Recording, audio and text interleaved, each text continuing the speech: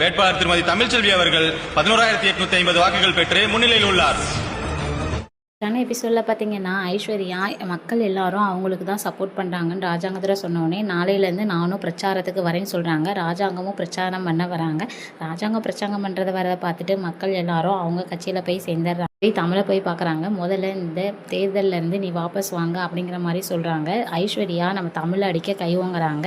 இதை எல்லாத்தையுமே நந்தினிங்கிறவங்க வந்து வீடியோ எடுத்துடுறாங்க. இந்த வீடியோ 5 நிமிஷத்துக்குள்ளே பரவணும், கர்ப்பிணின்னு கூட பார்க்காம இவ்வளோ கொடுமைப்படுத்துகிறாங்க அப்படின்னு போட்டு அனுப்புன்னு சொல்கிறாங்க. அவங்களும் அந்த மாதிரி சென்ட் பண்ணிடுறாங்க. இந்த வீடியோவை பார்த்துட்டு ராஜாங்கம் என்ன பண்ணி வச்சுருக்கீங்க அப்படின்னு ஐஸ்வர்யாவையும் போட்டு பயங்கரமாக திட்டுறாங்க.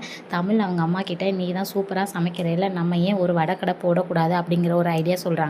அதுக்கு பணம் வேணும்னு கேட்டோன்னே நான் அதுக்கு லோன் அரேஞ்ச் பண்ணி தரேன் அப்படிங்கிற மாதிரி சொல்லிடுறாங்க. அப்புறம் மூலம் பார்த்தீங்கன்னா எலெக்ஷன் முடிஞ்சு அதோட ரிசல்ட்டுக்காக வெயிட் பண்ணிட்டு இருப்பாங்க. ஃபஸ்ட்டு சுற்றில் நம்ம சேது தான் தமிழை விட அதிக வாக்கு முன்னிலையில் இருப்பாங்க. அதை கேட்டு நம்ம சேது ரொம்பவே சந்தோஷப்படுறாங்க.